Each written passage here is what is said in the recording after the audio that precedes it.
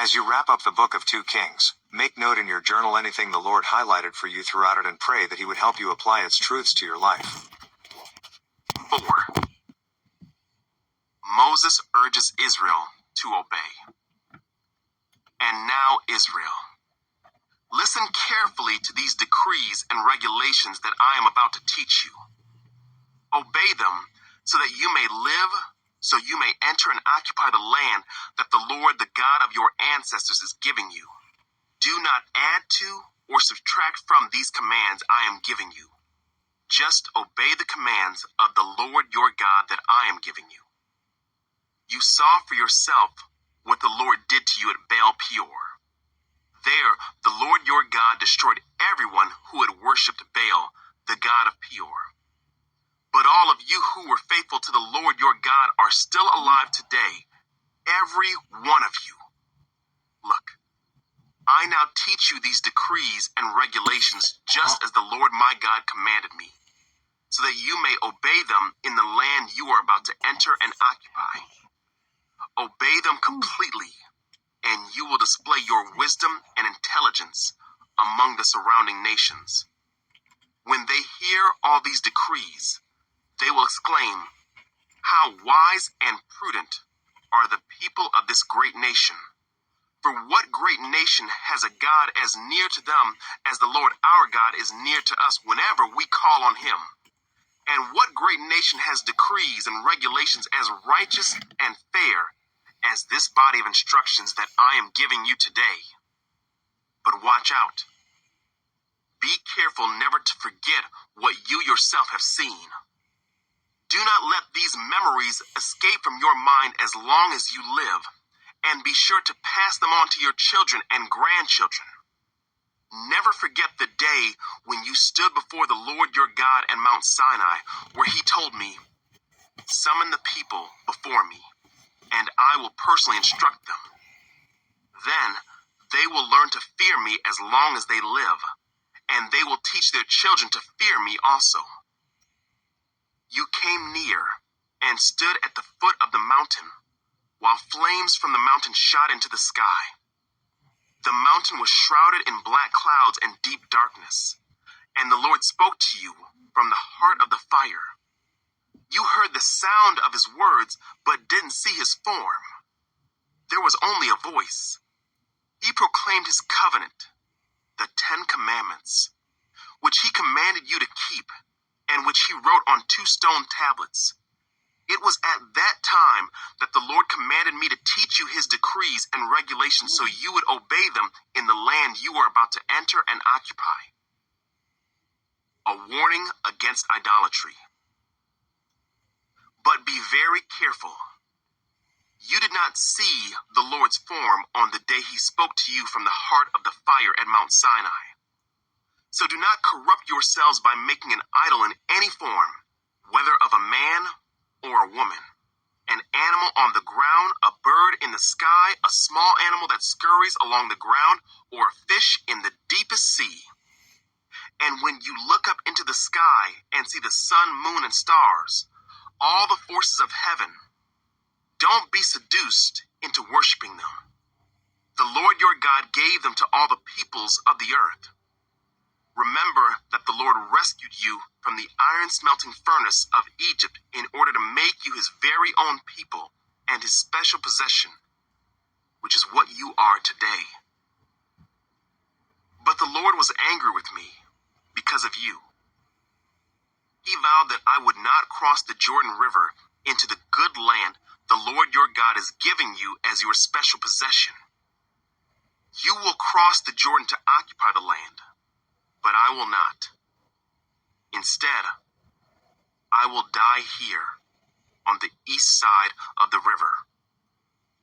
So be careful not to break the covenant the Lord your God has made with you. Do not make idols of any shape or form, for the Lord your God has forbidden this. The Lord your God is a devouring fire. He is a jealous God. In the future, when you have children and grandchildren and have lived in the land a long time, do not corrupt yourselves by making idols of any kind. This is evil in the sight of the Lord your God and will arouse his anger. Today, I call on heaven and earth as witnesses against you. If you break my covenant, you will quickly disappear from the land you are crossing the Jordan to occupy. You will live there only a short time, then you will be utterly destroyed. For the Lord will scatter you among the nations where only a few of you will survive. There, in a foreign land, you will worship idols made from wood and stone, gods that neither see nor hear nor eat nor smell. But from there, you will search again for the Lord your God. And if you search for him with all your heart and soul, you will find him. In the distant future, when you are suffering all these things, you will finally return to the Lord your God and listen to what he tells you. For the Lord your God is a merciful God. He will not abandon you or destroy you or forget the solemn covenant he made with your ancestors. There is only one God. Now search all of history, from the time God created people on the earth until now, and search from one end of the heavens to the other. Has anything as great as this ever been seen or heard before? Has any nation ever heard the voice of God speaking from fire as you did and survived? Has any other God dared to take a nation for himself out of another nation by means of trials, miraculous signs, wonders, war, a strong hand, a powerful arm, and terrifying acts? Yet that is what the Lord your God did for you in Egypt, right before your eyes. He showed you these things so you would know that the Lord is God and there is no other. He let you hear his voice from heaven so he could instruct you. He let you see his great fire here on earth so he could speak to you from it. Because he loved your ancestors, he chose to bless their descendants, and he personally brought you out of Egypt with a great display of power. He drove out nations far greater than you, so he could bring you in and give you their land as your special possession, as it is today. So remember this, and keep it firmly in mind. The Lord is God, both in heaven and on earth, and there is no other. If you obey all the decrees and commands I am giving you today, all will be well with you and your children.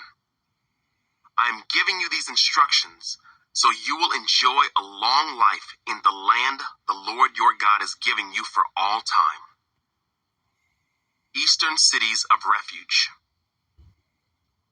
Then Moses set apart 3 cities of refuge east of the Jordan River. Anyone who killed another person unintentionally without previous hostility could flee there to live in safety. These were the cities: Bezer on the wilderness plateau for the tribe of Reuben, Ramoth in Gilead for the tribe of Gad, Golan in Bashan for the tribe of Manasseh. Introduction to Moses' second address. This is the body of instruction that Moses presented to the Israelites. These are the laws, decrees, and regulations that Moses gave to the people of Israel when they left Egypt, and as they camped in the valley near Beth Peor, east of the Jordan River. This land was formerly occupied by the Amorites under King Sihon, who ruled from Heshbon. But Moses and the Israelites destroyed him and his people when they came up from Egypt. Israel took possession of his land and that of King Og of Bashan, the 2 Amorite kings east of the Jordan. So Israel conquered the entire area from Aroer at the edge of the Arnon Gorge all the way to Mount Sirion, also called Mount Hermon. And they conquered the eastern bank of the Jordan River as far south as the Dead Sea, below the slopes of Pisgah. 24. During Jehoiakim's reign, King Nebuchadnezzar of Babylon invaded the land of Judah. Jehoiakim surrendered and paid him tribute for 3 years, but then rebelled. Then the Lord sent bands of Babylonian, Aramean, Moabite, and Ammonite raiders against Judah to destroy it, just as the Lord had promised through his prophets. These disasters happened to Judah because of the Lord's command. He had decided to banish Judah from his presence because of the many sins of Manasseh, who had filled Jerusalem with innocent blood. The Lord would not forgive this. The rest of the events in Jehoiakim's reign and all his deeds are recorded in the book of the history of the kings of Judah. When Jehoiakim died, his son Jehoiakim became the next king.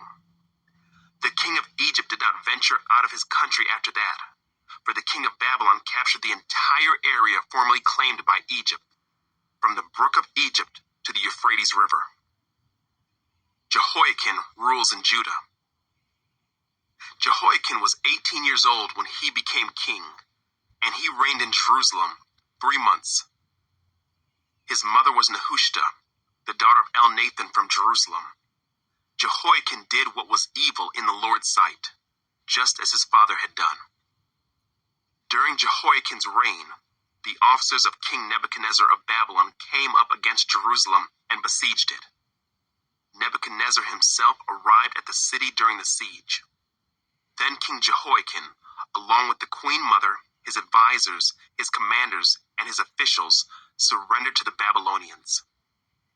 In the 8th year of Nebuchadnezzar's reign, he took Jehoiakim prisoner. As the Lord had said beforehand, Nebuchadnezzar carried away all the treasures from the Lord's temple and the royal palace. He stripped away all the gold objects that King Solomon of Israel had placed in the temple.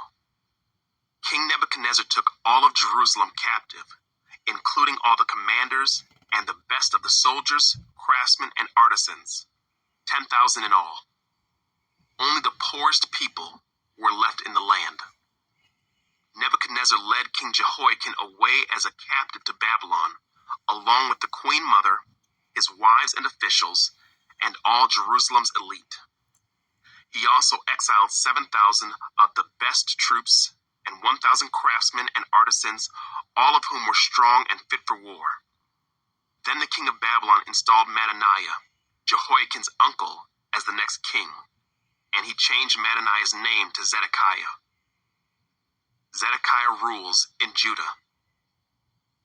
Zedekiah was 21 years old when he became king, and he reigned in Jerusalem 11 years. His mother was Hamutal, the daughter of Jeremiah from Libnah.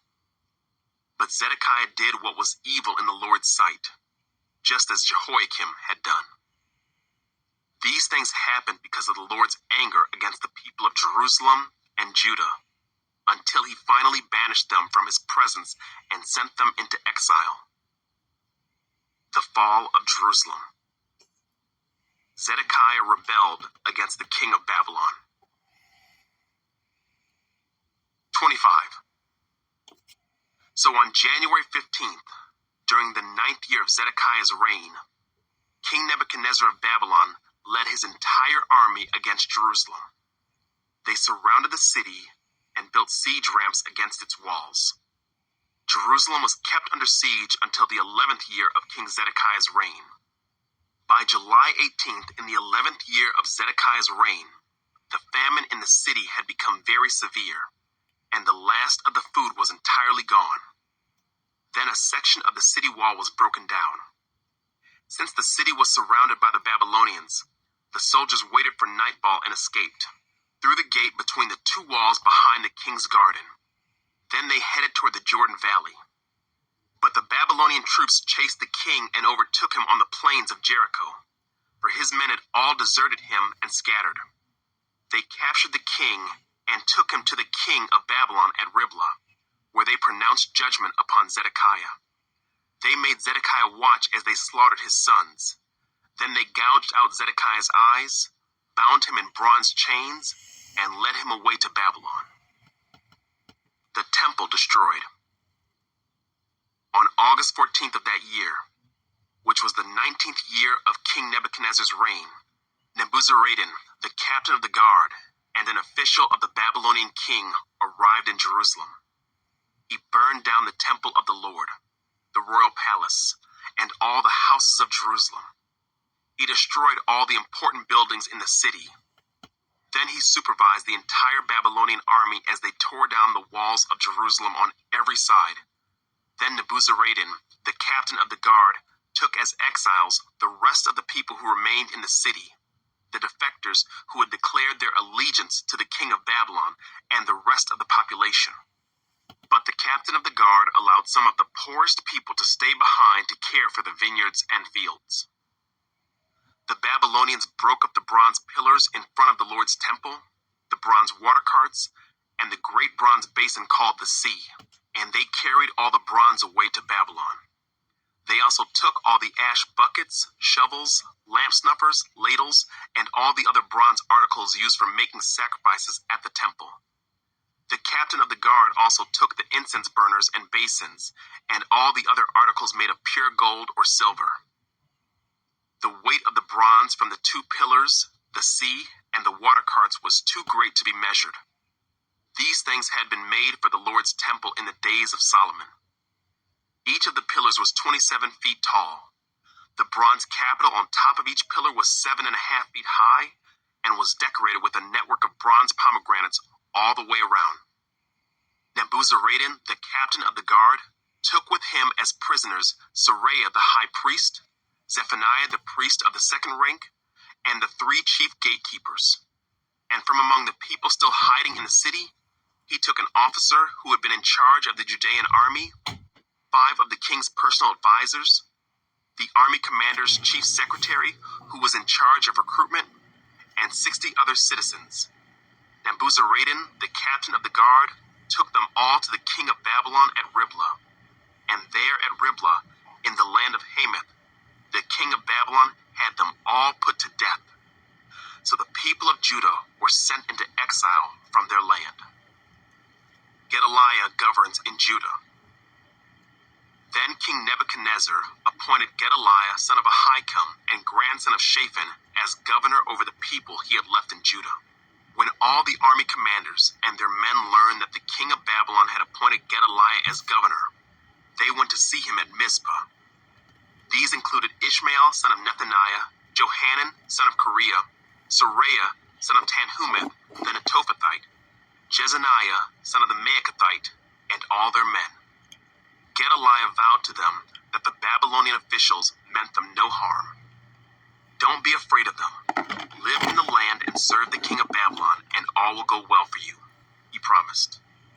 But in mid-autumn of that year, Ishmael, son of Nethaniah and grandson of Elishama, who was a member of the royal family, went to Mizpah with 10 men and killed Gedaliah. He also killed all the Judeans and Babylonians who were with him at Mizpah.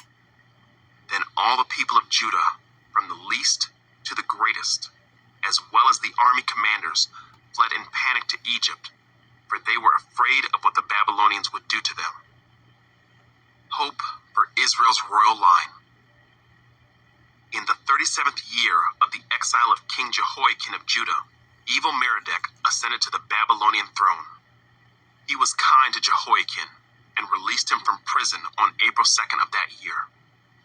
He spoke kindly to Jehoiakim and gave him a higher place than all the other exiled kings in Babylon. He supplied Jehoiakim with new clothes to replace his prison garb and allowed him to dine in the king's presence for the rest of his life. So the king gave him a regular food allowance as long as he lived. 15. Jesus the true vine. I am the true grapevine, and my Father is the gardener. He cuts off every branch of mine that doesn't produce fruit, and he prunes the branches that do bear fruit so they will produce even more. You have already been pruned and purified by the message I have given you. Remain in me, and I will remain in you.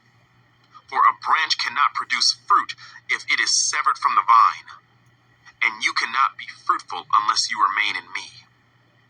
Yes, I am the vine, you are the branches. Those who remain in me and I in them will produce much fruit. For apart from me, you can do nothing.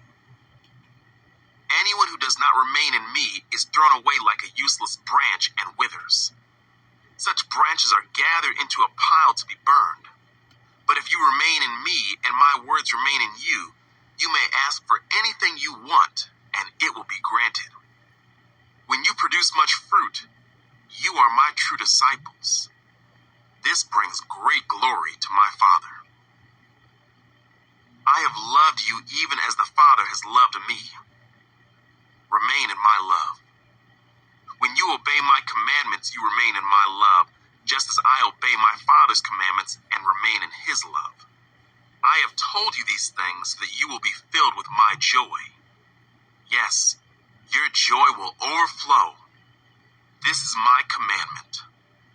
Love each other in the same way I have loved you. There is no greater love than to lay down one's life for one's friends. You are my friends if you do what I command. I no longer call you slaves, because a master doesn't confide in his slaves. Now you are my friends, since I have told you everything the Father told me.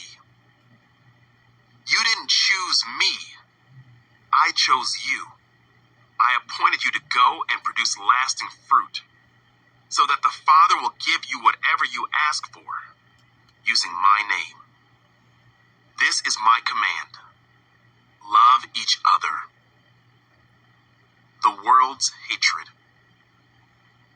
If the world hates you, remember that it hated me first.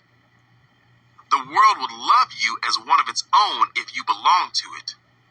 But you are no longer part of the world. I chose you to come out of the world, so it hates you. Do you remember what I told you? A slave is not greater than the master. Since they persecuted me, naturally they will persecute you. And if they had listened to me, they would listen to you. They will do all this to you because of me, for they have rejected the one who sent me. They would not be guilty if I had not come and spoken to them. But now they have no excuse for their sin. Anyone who hates me also hates my Father. If I hadn't done such miraculous signs among them that no one else could do, they would not be guilty. But as it is, they have seen everything I did, yet they still hate me and my Father. This fulfills what is written in their scriptures. They hated me without cause. But I will send you the Advocate, the Spirit of truth. He will come to you from the Father and will testify all about me. And you must also testify about me because you have been with me from the beginning of my ministry.